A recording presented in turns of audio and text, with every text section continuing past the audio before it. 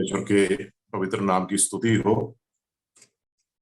वे सारे भाई बहनों को प्रभु यीशु मसीह के पवित्र नाम में प्रेम भरा सलाम, नमस्कार। एक बार फिर बीकानेर कलीसिया के इस विशेष बाइबल स्टडी में भाग लेने के लिए प्रभु ने जो अवसर दिया, मैं उसके लिए प्रभु को धन्यवाद देता हूं। और विशेष करके मंडली के कलीसिया के प्राचीनों को, प्रभु के सेवक को धन्यवाद प्रकट करना चाहता हूं कि आपने मुझे ये फिर से अवसर दिया प्रभु के वचन की सेवा करें और इस प्रकार के संगति का लाभ मुझे भी मिलने पाए। जैसे प्रभु के सेवक ने याद दिलाया, हमारा ये 2 महीने का बाइबल क्लास का विषय होगा बिलाम के मार्ग। बिलाम हालांकि पुराना नियम में जिक्र किया हुआ एक व्यक्ति है, परंतु बिलाम के संबंध में नया नियम में 3 जगह बताया गया है और वो तीनों जगह बिलाम को एक चेतावनी के रूप में हमारे सामने पेश किया गया है।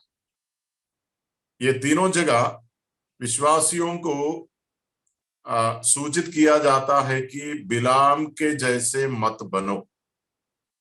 बिलाम एक अच्छा आदर्श नहीं है, पीछा करने लायक एक नमूना नहीं है।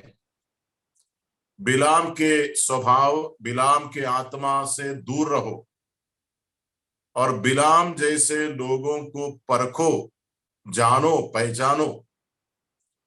हम उन तीनों वचन के भागों को पढ़ना चाहेंगे जो नया नियम में है, जहां पर बिलाम के विषय में कहा है, और हम ये भी देखना चाहेंगे आखिर पुराना नियम के एक व्यक्ति के विषय में नया नियम में क्यों बताया, उसका संदर्भ क्या है, बिलाम की चर्चा ही क्यों करेंगे।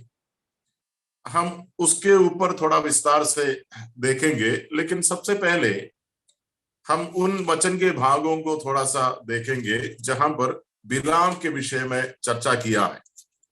पहले पत्रस की दूसरी पत्री, उसका दूसरा अध्याय निकालेंगे। 2 पीटर चैप्टर 2, पत्रस की दूसरी पत्री दूसरा अध्याय 15 और 16 पदों को हम पढ़ेंगे। 2 पीटर चैप्टर 2 वर्सेस 15 and 16।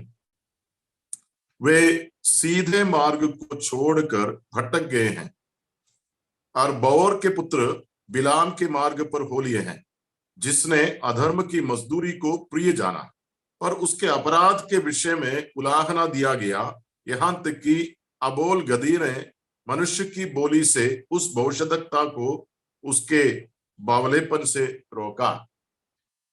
यहां बिलाम का चर्चा है, बिलाम का नाम आया है, लेकिन यदि आप ध्यान देंगे बिलाम के विषय में क्यों बताया, उसका संदर्भ क्या है। मैं उसके संदर्भ की ओर 1-2 बातें बोलकर फिर अगले भाग की ओर जाएंगे। संदर्भ अध्याय 2 के पहला पद से हमें मिलता है। पहला पद को थोड़ा ध्यान दीजिए। पत्रस की दूसरी पत्री दूसरा अध्याय का पहला पद, जिस प्रकार उन लोगों में झूठे भविष्यद्वक्ता थे, उसी प्रकार तुम में भी झूठे उपदेशक होंगे, जो नाश करने वाले पाखंड का उद्घाटन छिप छिप कर करेंगे और उस स्वामी को जिसने उन्हें मोल लिया है इनकार करेंगे और अपने आप को शीघ्र विनाश में डाल देंगे। यह है संदर्भ। और इसके ऊपर चर्चा करते उदाहरण को पत्रस पेश करता है।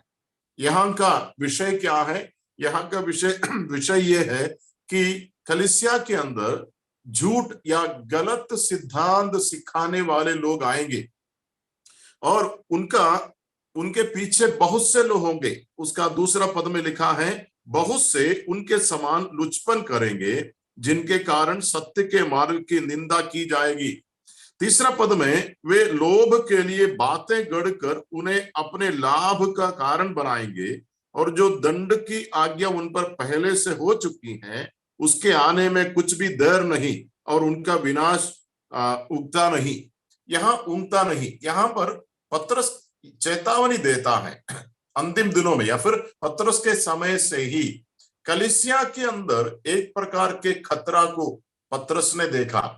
पतरस के समय में कलीसिया दो प्रकार के विरोध का सामना करता था। एक बाहर से विरोध, अन्य जातियों के अविश्वासियों से विरोध। यहूदी लोगों ने विरोध किया, रोमी लोगों ने विरोध किया और अन्य जातियों ने विरोध किया। कलीसिया के ऊपर हमला हुआ, लेकिन उससे भी खतरनाक हमला कलीसिया के अंदर से होने लगा। बाहर से शैतान हमला करता रहा, पर शैतान अपने लोगों को कलीसिया के अंदर भेज दिया, भेष बदलकर भेजा और कलीसिया के अंदर खतरा पैदा हो गया। कलीसिया के अंदर झूठ का बीज डालना शुरू हुआ। एक बार कलीसिया के अंदर उपदेश झूठ हो गया या झूठा उपदेश यदि लोगों के दिमाग के अंदर आ गया, तो स्वाभाविक है कि झूठा उपदेश पवित्र जीवन को बिगाड़ेगा। उपदेश यदि सही नहीं है तो जीवन सही नहीं होगा। पवित्र जीवन बिताने के लिए पवित्र उपदेश जरूरी है और इसलिए उपदेश के विषय में समझौता कराने वाले लोग कलीसिया के अंदर आएंगे। ये बात का चेतावनी पतरस देता है और पतरस देता है ये लोग कलीसिया के लोगों को या कलीसिया को व्यापार बनाएंगे। क्योंकि तीसरा पद में हमने देखा लोभ के लिए बातें गढ़कर उन्हें अपने लाभ का कारण बनाएंगे।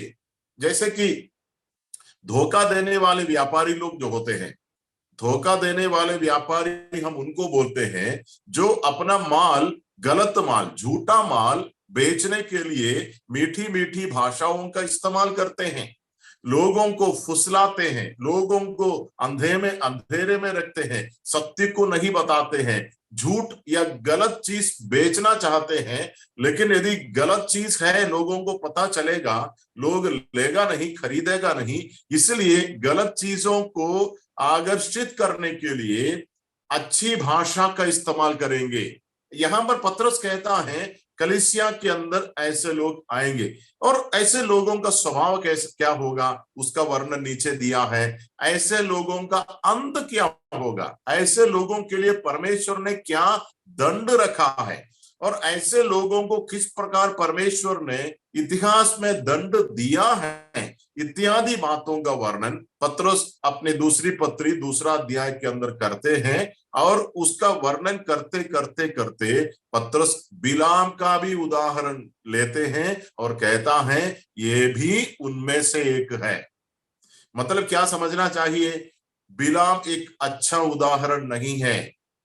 बिलाम के जैसे लोग मंडली के अंदर प्रवेश किया है, ये पतरस का कहना है। मतलब बिलाम को देखना है तो पुराने नियम के गिनती के पुस्तक में जाने की जरूरत नहीं है। बिलाम वर्तमान समय में कलीसिया के अंदर है, कलीसिया के अंदर बिलाम घुस गया।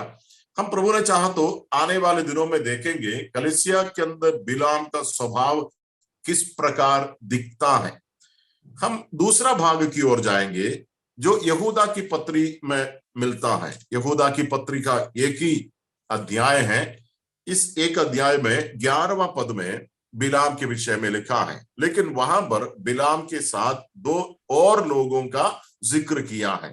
11 पद, द एपिस्टल ऑफ जूड वर्स 11, उन पर हाय क्योंकि वे कैन की सी चाल चले और मजदूरी के लिए बिलाम के समान भ्रष्ट हो गए हैं और कोरह के समान विरोध करके नष्ट हुए हैं। यहां पर एक बार फिर परमेश्वर के दास यहूदा जो पहली सदी में जीवित रहा, यहूदा ने कलीसिया के अंदर के खतरा को देखा। क्या खतरा देखा यहूदा ने? यदि आप उसका वचन 4 पढ़ेंगे, यहूदा की पत्री वचन 4 वर्स 4 ऑफ एपिस्टल ऑफ जूड, यहूदा ने क्या खतरा देखा? क्योंकि कितने ऐसे मनुष्य चुपके से हम में आ मिले हैं जिनके इस दंड का वर्णन पुराने समय में पहले ही से लिखा गया था। ये भक्तिहीन है और हमारे परमेश्वर के अनुग्रह को लुचपन में बदल डालते हैं और हमारे एकमात्र स्वामी और प्रभु यीशु मसीह का इनकार करते हैं। यहूदा अपने समय में कलीसिया के अंदर के खतरा को देखा। जैसे हमने याद किया पहले सदी में, पहले कुछ सदियों में आज भी है, कलीसिया को उपद्रव सहना पड़ता है अविश्वासियों से। अन्य जातियों से, मूर्ति पूजकों से।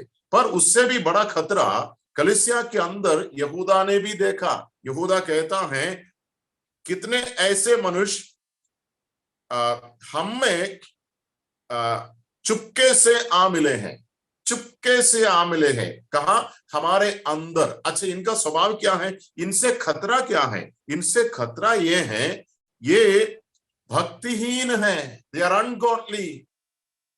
इनको परमेश्वर से कोई लेना देना है नहीं, उद्धार का अनुभव नहीं है, परमेश्वर से डरता नहीं है, पर ये अंदर घुस गए हैं चुपके से। इनका इरादा क्या है? इनके इरादा कलीसिया को नष्ट करना है, बर्बाद करना है। पर ये कैसे बर्बाद करते हैं? ये बर्बाद करने का एक तरीका यहां पर 4 पद में हमने देखा, हमारे परमेश्वर के अनुग्रह को लुचपन में बदल डालते हैं। कि कलीसिया को बर्बाद करने का एक तरीका यह है, झूठा उपदेश कलीसिया के अंदर सिखाए। यहां इससे हमें क्या समझना चाहिए, ये इसके ऊपर हम आगे प्रभु ने चाहा तो और चर्चा करेंगे, लेकिन शुरुआत में मैं इतना बताना चाहता हूं, ये ऐसा सिखाता है कि एक बार एक व्यक्ति का उद्धार होता है, वो स्वतंत्र हो जाता है। स्वतंत्र होने का मतलब है उनके ऊपर कोई रोक नहीं है, कोई पाबंदी नहीं है। पुराने नियम के इस्राएल नियम के अंदर था, व्यवस्था के अंदर था, नियम शास्त्र के अंदर था। पर एक बार आप तारण पाओगे, उद्धार पाओगे, आपके ऊपर कोई पाबंदी नहीं है, आप स्वतंत्र हो गए हैं। और सच में प्रभु का वचन कहता भी है, मसीह ने तुमको स्वतंत्रता के लिए स्वतंत्र किया है। यह सत्य है कि हम स्वतंत्र हैं, पर इस स्वतंत्रता को गलत अर्थ देकर ये लोग तोड़ मरोड़ कर लोगों के सामने पेश करेंगे। वो इस प्रकार पेश करते हैं जैसे कि ये पद से हमें समझने के लिए मिलता है, तुम एक बार उद्धार हो पाया, तुम्हारे ऊपर कोई रोक नहीं, तुम कुछ भी कर सकते हो, तुम्हारे ऊपर कोई नियंत्रण नहीं है, तुम्हारे ऊपर कोई भी नियम लागू नहीं होता है, तुम स्वतंत्र हो, पाप करने के लिए कोई रोक नहीं है। वो सब रोक जूना करार में है, पुराना नियम में है, वो मत करो, ये मत करो। कुछ लोग कोलोसियों की पत्रिका भी उन शब्दों को गलत संदर्भ में इस्तेमाल करते हैं। कहता है कि ये सब रोक पुराना नियम में था, वो मत खाओ, ये मत खाओ, ये मत छुओ, वो मत छुओ, ये मत करो, वो मत करो। लेकिन एक बार तुम विश्वास में आ गया, तुम्हारे ऊपर ये लागू नहीं होता है। मतलब तुम कुछ भी कर सकते हो क्योंकि तुम स्वतंत्र है। स्वतंत्रता के लिए प्रभु ने हमें आजाद किया, और इनका कहना यह है परमेश्वर के अनुग्रह कृपा हमको आजाद किया, और इसलिए अनुग्रह जो तुम जितना पाप करोगे उतना प्रभु अनुग्रह देगा। जैसे कि रोमियो की पत्री 6 अध्याय में भी पौलुस उसके विषय में जिक्र करता। पौलुस कहता है कि कुछ लोग बोलते हैं पाप करते रहो, क्योंकि जितना पाप करेगा ना उतना परमेश्वर अनुग्रह देता रहेगा। एक झूठा उपदेश है। तो एक खतरनाक, कलीसिया को बर्बाद करने का तरीका यह है, कलीसिया के अंदर झूठ सिखाए, गलत सिखाए। एक बार ये बात विश्वासी के दिमाग के अंदर आ गया तो फिर पवित्र जीवन चला गया। आप में से कई लोगों को शायद पता होगा, विश्व के अंदर बहुत से ऐसे नामधारी मंडलियां हैं जो अपने आप को विश्वासी बोलते हैं, अपने आप को प्रभु के संत कहता है। एक उदाहरण के लिए ऐसा एक झुंड है जो अपने आप को चिल्ड्रन ऑफ गॉड कहता है, चिल्ड्रन ऑफ गॉड। ऐसे कलीसिया है, हमारे भारत में भी है, ज्यादातर विदेशों में भी है। उनका सोच और विचार ये है, एक बार आप प्रभु के बच्चे बन गए हैं, आपके ऊपर किसी भी प्रकार के नैतिक पाबंदी भी नहीं है, आप कुछ भी कर सकते हैं। गलत जैसे कोई चीज होता नहीं है, पाप जैसे कोई चीज होता नहीं है।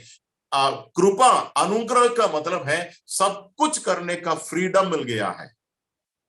बहुत खतरनाक उपदेश है, और यहूदा ने अपने समय में देखा ऐसा उपदेश कलीसिया के अंदर घुस गया, लोग चुपके से हमारे बीच में आ गया है। और जैसे हमने देखा जब यहूदा बिलाम के विषय में कहता है, 2 और लोगों के विषय में उसके साथ बोलते हैं, उसमें से एक कैन है। कैन के विषय में बहुत कुछ हम जानते हैं। यहां पर कैन के विषय में एक बात सिर्फ बोलकर मैं आगे जाना चाहता हूं। कईन एक ऐसा व्यक्ति है जो सबसे पहले आराधना किया, है ना। उत्पत्ति अध्याय 4 में हम पढ़ते हैं कईन और हाबिल दोनों आराधना किया, लेकिन सबसे पहले कईन के विषय में लिखा है। लेकिन अब कईन के विषय में देखिए, कईन तो वैसे दुष्ट था, लेकिन फिर भी आराधना करने के लिए आया। मतलब एक ऐसा ढोंगी या फिर कपटी जिसके अंदर प्रभु के लिए कोई सम्मान नहीं है, प्रभु से उनका कोई लेना देना नहीं है, पर फिर भी वो आराधना करने के लिए आया। मतलब आराधना करना कईन का असली स्वभाव नहीं है। आराधना करना कईन का असली स्वभाव नहीं है। उसका असली स्वभाव क्या है? असली स्वभाव परमेश्वर के ऊपर क्रोध करना, भाई से घृणा करना, भाई की हत्या करना, वो उसका असली स्वभाव है। असली में वो ये है, भाई से घृणा करने वाला, परमेश्वर से गुस्सा करने वाला, क्रोध करने वाला, पाप करने के बाद ही मन नहीं फिराने वाले, पश्चाताप नहीं करने वाले, वो है असली कईन। लेकिन वो जब आराधना के लिए आता है, वो एक अलग व्यक्ति बदल जाता है। ये खतरा है, कलीसिया के लिए खतरा है। और यहूदा कहता है ऐसे लोग कलीसिया के अंदर हैं। कलीसिया के अंदर आकर आराधना चढ़ाने वाले, आराधना करना, गीत गाना, स्तुति करना, अर्पण करना, ये सब उनका असली स्वभाव नहीं है, ये नकली है ना। ये सिर्फ थोड़ा समय के लिए एक आवरण पहनते हैं, वो थोड़ा समय के लिए। हो सकता है बहुत बार, बहुत मंडलियों में ऐसे भी लोग हो जो रविवार को आते हैं, 1-2 घंटे के लिए उनका आवरण बदल जाता है, भेष बदल जाता है, 1-2 घंटे के लिए वो भक्त बन जाता है, 1-2 घंटे के लिए उसके जुबान से आत्मिक शब्द निकलता है, और बाकी समय उसका असली स्वभाव है। ये कईन का चरित्र है, या कईन से हमें एक सीख मिलता है। कईन के विषय में बहुत से और बातें हैं, लेकिन ये संदर्भ में यहां पर ये मतलब सही होता है। फिर कोरा है। कोरा कौन है? कोरा एक लेवी था, लेवी गोत्र में पैदा होने वाले। लेवी गोत्र में पैदा होने के कारण बाकी 11 गोत्रों से भी कुछ विशेष पद और अधिकार ये कोरा के पास है, क्योंकि परमेश्वर ने बाकी 11 गोत्रों में से एक गोत्र को अपने मंदिर के अंदर सेवा करने के लिए अलग करके नियुक्त किया, और उनमें से एक है कोरा। इनके पास सेवा थी, मंदिर के अंदर, मिलाप वाले तंबू के अंदर सेवा करने के लिए उसको मौका था, पर वो उससे संतुष्ट नहीं था। हम गिनती के पुस्तक 16 अध्याय में पढ़ते हैं कि उन्होंने मूसा और हारून के विरोध में सवाल किया, बलवा किया। उन्होंने एक प्रकार से हारून और मूसा के नेतृत्व को इनकार किया, बलवा किया। और यहूदा क्या कहता है? यहूदा कहता है कि कलीसिया के अंदर मैं ऐसे भी लोगों को देखता हूं, केवल कईन के जैसे लोग नहीं, पर कोरा के जैसे लोग भी। ये क्या करते हैं? एक और पद में इसी अध्याय से दिखाऊंगा, पद 8 देखिए, यहूदा की पत्री उसका वचन 8 देखिए। इसी रीति से ये स्वप्नदर्शी भी अपने अपने शरीर को अशुद्ध करते और प्रभुता को तुच्छ जानते हैं, प्रभुता को तुच्छ जानते हैं, और ऊंचे पद वालों को बुरा भला कहते हैं। कोरा ने ही किया। प्रभुदा यहाँ का एक संदर्भ में प्रभुदा का मतलब है जिसको परमेश्वर ने तुम्हारे ऊपर रखा है, चाहे वो कलीसिया में हो, चाहे समाज में हो, चाहे परिवार के अंदर हो। हम सब किसी न किसी के अंदर हैं, नीचे हैं।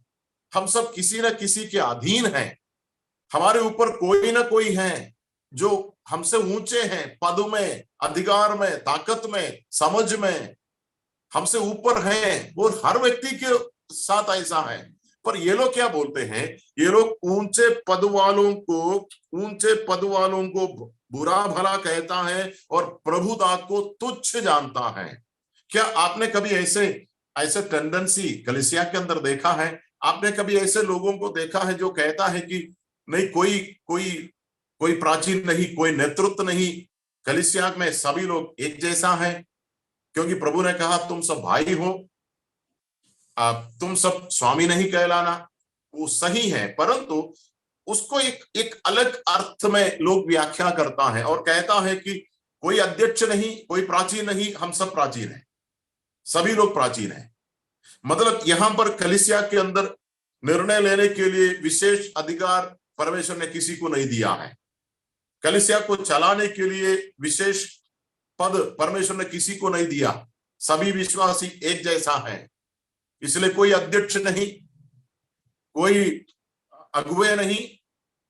ऐसे कहने वाले भी मंडलियों में उस समय में थे, उस समय में भी था, आज भी है, जो ऊंचे पद वालों को भला बुरा कहता है। याद रखना, कलीसिया के अंदर नेतृत्व है, ये स्पष्ट है। कितना स्पष्ट है, उन वचनों में हम जाना नहीं चाहते हैं। पौलुस अपने पत्रियों में कितना स्पष्टता से कहता है, परमेश्वर ने कलीसिया के अंदर नियुक्त किया, इनको नियुक्त किया, इनको नियुक्त किया। वो नियुक्त करने के पीछे कारण भी पौलुस कहता है। मतलब कलीसिया के अंदर परमेश्वर के द्वारा नियुक्त किया हुआ नेतृत्व है और बाकी लोगों की जिम्मेदारी है उस नेतृत्व के अधीन रहें, उस नेतृत्व को भला बुरा ना कहें, तुच्छ ना जाने। ऐसे करने वाले कोरह के वंशावली हैं। कलीसिया के अंदर नाटक करने वाले जब इकट्ठा नहीं होते हैं, अपने अपने घर में हैं, तो अपनी मनमानी से चलता है, दुष्ट जीवन बिताता है। पर जब इकट्ठा होते हैं, आराधना करने के लिए आते हैं, उनका भेष बदल जाता है। नाटक करने वाले ये कैन के वंशावली है। और उनके साथ मिलाकर यहूदा बिलाम के विषय में भी कहता है, बिलाम मजदूरी के लिए बिलाम के समान भ्रष्ट हो गया। बिलाम कौन है यहां पर बिलाम अब वो व्यक्ति हैं जो आत्मिक भेष धारण करता है, पर उसके अंदर का इरादा ना तो परमेश्वर को प्रसन्न करना है, ना लोगों की भलाई है। उनके अंदर का इरादा अपनी कमाई है। यहां लिखा है मजदूरी के लिए, मजदूरी के लिए। वो आंखें खुलते ही उनको पैसा दिखता है, मुझे पैसा चाहिए, मुझे फायदा चाहिए, मैं और कुछ नहीं चाहता हूं, मुझे फायदा चाहिए। यहूदा कहता है ऐसे लोग मंडली के अंदर आ गए हैं। हम उसके विषय में आगे और विस्तार से देखेंगे। अंतिम भाग जो है बिलाम के विषय में लिखने वाला, चर्चा करने वाला अंतिम भाग प्रकाशित वाक्य अध्याय 2, book of revelation chapter 2, book of revelation chapter 2, उसका 14वां पद वर्स 14। पर मुझे तेरे विरुद्ध कुछ बातें कहनी है, क्योंकि तेरे यहां कुछ ऐसे हैं जो बिलाम की शिक्षा को मानते हैं, जिसने बाला को इस्राएलियों के आगे ठोकर का कारण रखना सिखाया कि वे मूर्तियों पर चढ़ाई गई वस्तुएं खाए और व्यभिचार करें। इसमें डरावनी बात यह है, यहां पर प्रभु यीशु मसीह सीधा परगमोस के कलीसिया को बताता है। परगमोन की कलीसिया को प्रभु यीशु मसीह का चिट्ठी है, प्रभु यीशु मसीह का संदेश है। और प्रभु यीशु मसीह कहता है मुझे तेरे विरुद्ध कुछ कहना है। वो ये है, तेरे यहां मतलब तुम्हारी मंडली में कुछ लोग हैं जो बिलाम की शिक्षा को मानते हैं। अच्छा, बिलाम की शिक्षा क्या है?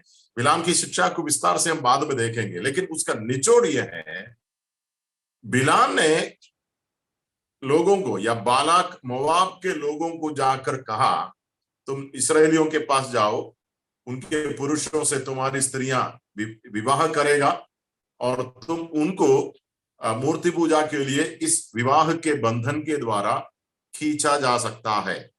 और मोआब के राजा ने वैसे ही किया और इस्राएली ने वो पाप किया, उसका परिणाम परमेश्वर ने उनको दंड दिया। पर यहां पर प्रभु यीशु मसीह कहता है बिलाम की शिक्षा अपने पास रखने वाले लोग तुम्हारी कलीसिया के अंदर है, मंडली के अंदर है। मेरे ख्याल से इससे हमें यह समझना चाहिए, चाहे शायद मंडली के अंदर ये सोच रखने वाले लोग भी उस समय से हैं, जिनको लगता है अविश्वासियों से शादी करने से कोई दिक्कत नहीं है, अविश्वासियों से शादी कर सकते हैं, एक वो बात। दूसरा, परिवार प्रभु के लिए, प्रभु की नजर में कोई बड़ी बात नहीं है। पारिवारिक जीवन में थोड़ा बहुत समस्याएं या गड़बड़ियां चलता है, कोई दिक्कत नहीं। मतलब, और स्पष्टता से यदि बताऊं तो नैतिकता इतनी बड़ी बात नहीं है। नैतिकता, नैतिकता का मतलब समझते हैं ना, एक पति को एक पत्नी होना चाहिए, एक पत्नी का एक पति होना चाहिए। और प्रभु के वचन कितने स्पष्टता से विवाह के पवित्र संबंध के ऊपर जोर देता है। पर ये ऐसे लोग हैं जो ये सिखाएंगे, एक बार तलाक होने पर भी, मतलब तलाक होना भी कोई बड़ा पाप नहीं है, तलाक होने के बाद दूसरी शादी करना कोई बड़ा पाप नहीं है, मतलब अविश्वासियों से शादी करना कोई बड़ा पाप नहीं है, मूर्तियों से जुड़ी हुई कुछ बातों को करना भी कोई बड़ा पाप नहीं है। देखो, बहुत से लोग मूर्ति पूजा को अपने संस्कृति के छाए, अपने संस्कृति के बहाने में मूर्ति पूजा करते हैं। कुछ लोगों को लगता है कि यह हमारी संस्कृति है और संस्कृति होने से हम करेंगे। कलीसिया के अंदर पहले सदी से ही ऐसे झूठे शिक्षा को मानने वाले और सिखाने वाले मंडली के अंदर पाया जाता था, और इसलिए प्रभु यीशु मसीह ने परगमुस के कलीसिया को ये बातें बताया। इसके ऊपर भी हम प्रभु ने चाहा तो कुछ और विस्तार से आगे देखेंगे। तो कुल मिलाकर हमने ये देखा कि नया नियम के अंदर 3 जगहों में बिलाम के विषय में लिखा है, और ये तीनों जगहों में बिलाम को एक चेतावनी के रूप में हमारे सामने पेश किया है। और ये लिखा है, बिलाम केवल पुराना नियम में नहीं है, बिलाम आज नया नियम में है, और बिलाम मंडलियों के अंदर है, कलीसियाओं के अंदर है। बिलाम के जैसे लोगों को पहचानो, पहली बात। दूसरा, बिलाम के जैसे लोगों का स्वभाव क्या है ये जानो। तीसरा, बिलाम के जैसे लोगों का अंत कैसा होगा, परमेश्वर ने ऐसे लोगों को इतिहास में कैसा दंड दिया, ये तुम पहचानो। और एक मुख्य बात मेरे ख्याल से इन तीनों भागों से मुझे और आपको सीखना है, वो ये है, क्या मेरे अंदर बिलाम का सा कुछ स्वभाव दिखता है कि नहीं। ऐसा तो नहीं कि मैं भी तो एक बिलाम है, संभावना है एक बिलाम मैं भी हूं जो कलीसिया के अंदर है। बिलाम का सा स्वभाव, किसी ना किसी स्वभाव मेरे अंदर भी पाए जाना संभव है। ठीक है, थोड़ा सा हम आगे बढ़ेंगे। एक और बात विचार इन पदों को मनन करते समय मेरे मन में आया, वो ये है, ऐसे लोगों को परमेश्वर अनुमति क्यों देता है कि वो कलीसिया के अंदर घुसे। असल में प्रेरितों की पुस्तक 2 अध्याय के आखिरी पद में हम पढ़ते हैं, प्रभु उद्धार पाने वालों को उनमें मिला देता था, या फिर कलीसिया में मिला देता था। प्रभु उद्धार पाने वाले लोगों को कलीसिया में मिलाता था, प्रभु करता है। और फिर हम प्रेरितों की पुस्तक में ये भी पढ़ते हैं कि अन्य लोग, कोई भी लोग कलीसिया के लोगों से मिलना नहीं चाहता था, क्योंकि डरते थे। कलीसिया के अंदर का पवित्रता इतना मजबूत था, बाहर के लोग कलीसिया के अंदर आते ही नहीं थे, पवित्रता इतना मजबूत था। ऐसे में प्रभु क्यों अनुमति देता है कि झूठे लोग कलीसिया के अंदर घुसे, झूठे लोग, झूठे उपदेशक कलीसिया के अंदर घुसने का अनुमति प्रभु क्यों देता है। मेरे ख्याल से विश्वासियों के अंदर इस प्रकार के कई प्रश्न आना स्वाभाविक है। कुछ लोग ये पूछेंगे, शैतान को एक दिन दंड देना ही है, शैतान को एक दिन नरक में या आग और गंधक जलने वाले कुंड में शैतान को जब डालना ही है, तो शैतान को आज क्यों बचा कर रखता है। शैतान को अभी से क्यों नरक में नहीं डालते हैं? शैतान को अनुमति क्यों देता है? विश्वासियों की परीक्षा करने के लिए, विश्वासियों से पाप करवाने के लिए शैतान को अनुमति क्यों देता है? कभी कभी विश्वासियों के अंदर ये प्रश्न आ सकता है, कभी कभी विश्वासियों के अंदर ये भी प्रश्न आता है, मेरे अंदर पाप का स्वभाव क्यों परमेश्वर ने रखा है? उद्धार पाते समय मेरे अंदर से पाप का स्वभाव परमेश्वर ने क्यों नहीं उठाया है? कितना अच्छा होता जब मेरा उद्धार हो गया, मेरा पूरा पाप का स्वभाव निकल जाते और मेरे अंदर सिर्फ नया स्वभाव, ईश्वरीय स्वभाव पाया जाता, तो मैं कभी पाप नहीं करता। कितना अच्छा होता। प्रभु, आपने पुराना स्वभाव को क्यों नहीं निकाला? एक वो प्रश्न आ सकता है। एक अलग प्रश्न विश्वासियों के सामने आ सकता है, वो ये है, प्रभु, इस संसार में विश्वासियों के लिए कष्ट और दुविधा क्यों? क्या कष्ट बिना जीवन हमको नहीं मिलेगा? आखिर कष्ट क्यों जरूरी है? प्रभु ने कहा, यदि कोई मेरे पीछे आना चाहे तो अपना क्रूस उठाकर मेरे पीछे आए। प्रभु, आखिर क्रूस क्यों जरूरी है? क्या क्रूस उठाना इतना जरूरी है? क्या क्रूस के बिना कोई मसीह जीवन नहीं है क्या? कष्ट क्यों जरूरी है? कष्ट बिना एक जीवन प्रभु आपने हमको क्यों नहीं दिया? मतलब इस प्रकार के कई प्रश्न स्वाभाविक है विश्वासियों के अंदर उठ सकता है। उसमें से एक प्रश्न ये भी है, परमेश्वर, आपने ये झूठे उपदेशकों को कलीसिया के अंदर आने का अनुमति क्यों दिया या क्यों देता है? दो तीन उसका उत्तर प्रभु के वचन में ही है। इन सारे सवालों का उत्तर प्रभु के वचन में है। मैं दो तीन भाग आपको दिखाना चाहूंगा। सबसे पहले बुक ऑफ ड्यूट्रोनॉमी थोड़ा निकालेंगे, व्यवस्था विवरण का 13वां अध्याय, बुक ऑफ ड्यूट्रोनॉमी चैप्टर 13, व्यवस्था विवरण उसका 13 अध्याय। उसके पहले एक दो तीन पदों को मैं पढ़ता हूं।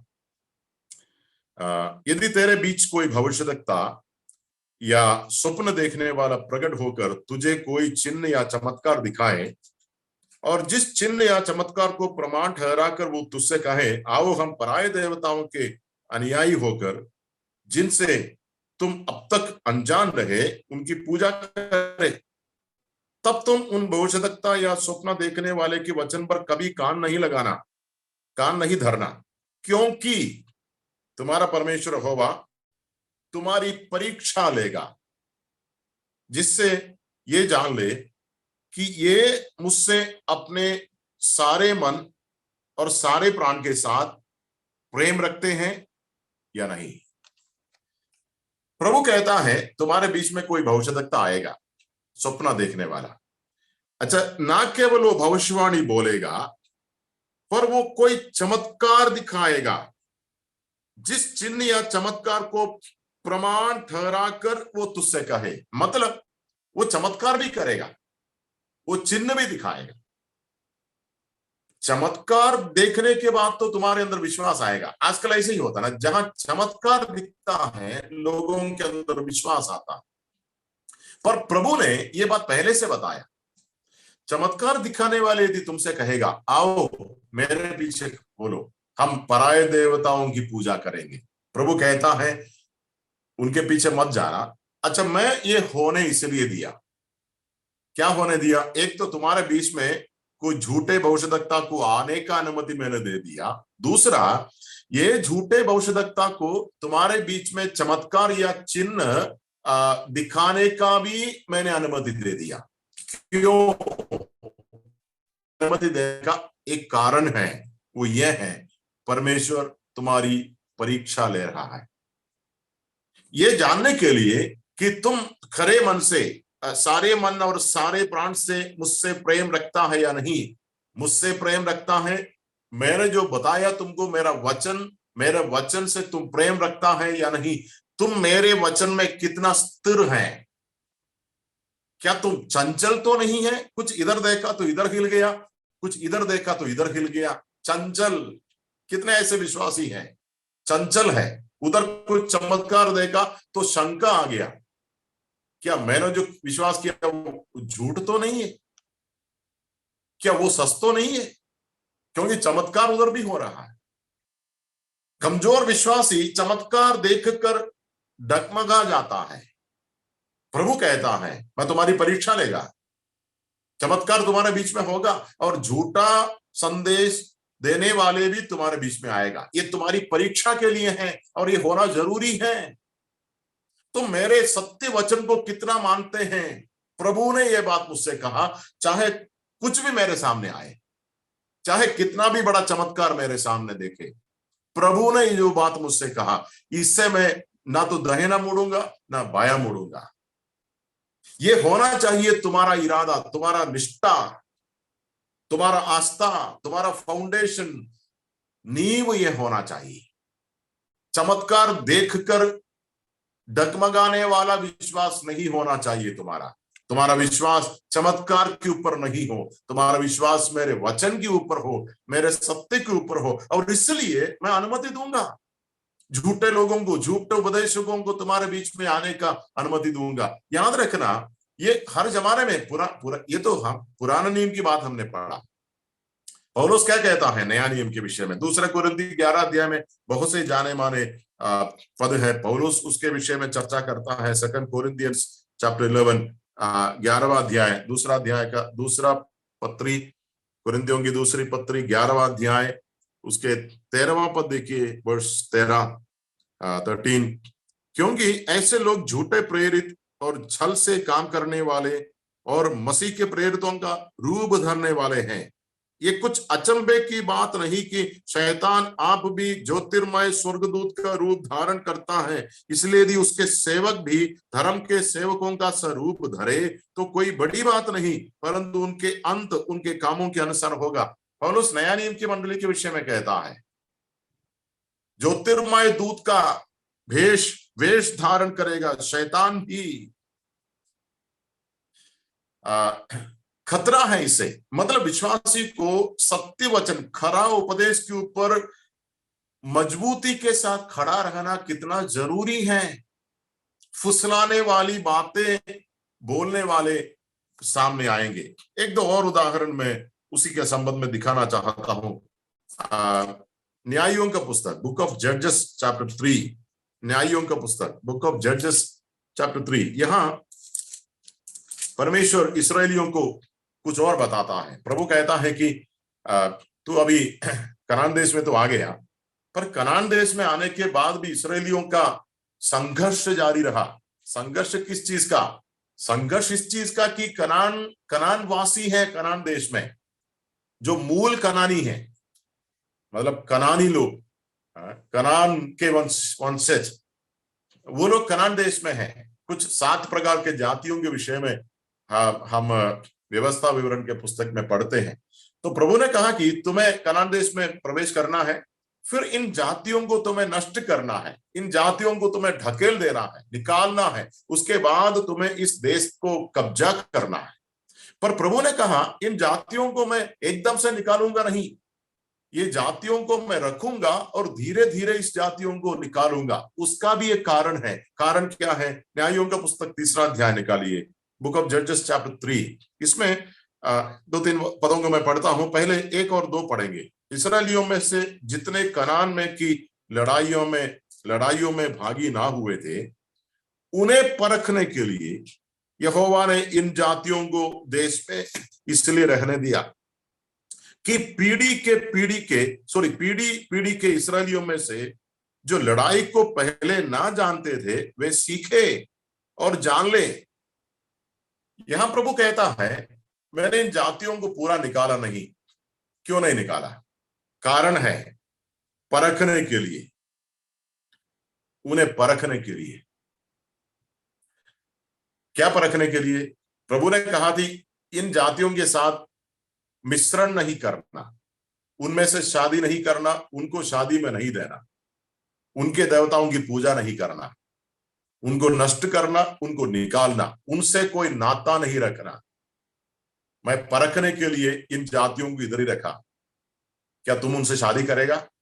उनकी लड़कियां तुम लेगा? उनके जैसा मूर्ति पूजा तुम भी करेगा? मेरा कहना मानेगा या उनके संस्कृति के अनुसार तुम जिएगा? और इसलिए मैंने उनको यहां रखा, नष्ट नहीं किया। एक कारण वो है।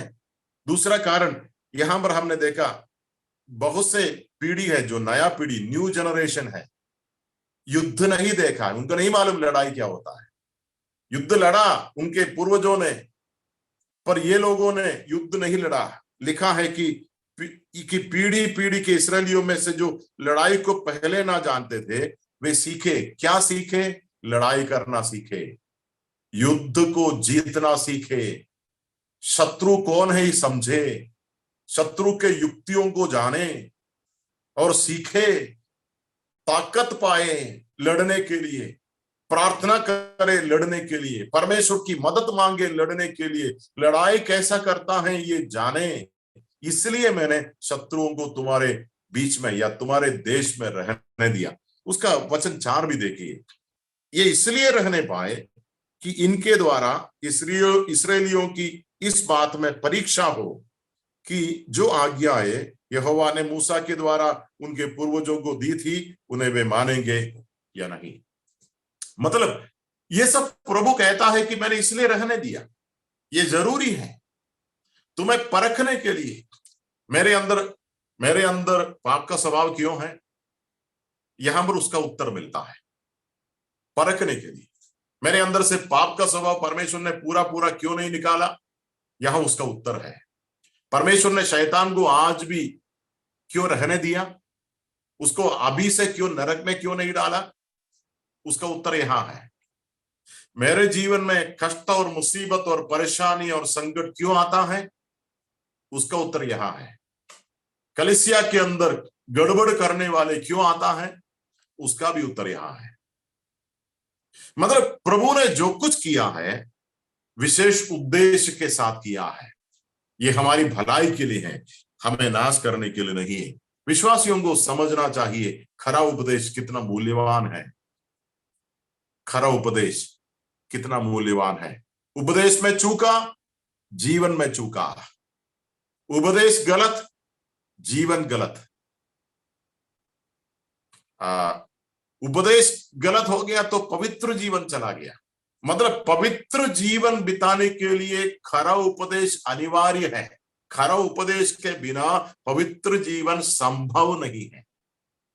और ये बात विश्वासियों को समझना चाहिए, और विश्वासी खरा उपदेश को पकड़े रहना चाहिए, थामे रहना चाहिए, थामे रहना चाहिए। किसी भी कीमत पर उसके साथ समझौता ना करे। प्रभु परमेश्वर ने चेतावनी दिया। हम थिस्सलुनीकियों की पत्री जब पढ़ते हैं, एक पद में आपको दिखाऊंगा, हमारे समय खत्म होने वाला है। थिस्सलुनीकियों की दूसरी पत्री उसका 2 अध्याय में पौलुस इन लोगों के अंत में क्या होगा, अंत कैसा होने वाला है, उसके विषय में एक छोटा सा जिक्र वहां किया है। 2 थिस्सलुनियंस चैप्टर 2 उसका 11 और 12 पदों को मैं पढ़ता हूं। 10 से पढ़ूंगा, वर्सेस 10 to 12। उस और नाश होने वालों के लिए अधर्म के सब प्रकार के धोखे के साथ होगा, क्योंकि उन्होंने सत्य से प्रेम नहीं किया जिससे उनका उद्धार होगा। इसी कारण परमेश्वर उनमें एक भटका देने वाली सामर्थ्य को भेजेगा कि वे झूठ की प्रतीति करें, ताकि जितने लोग सत्य की प्रतीति नहीं करते वरन अधर्म से प्रसन्न होते हैं, वे सब दंड पाए।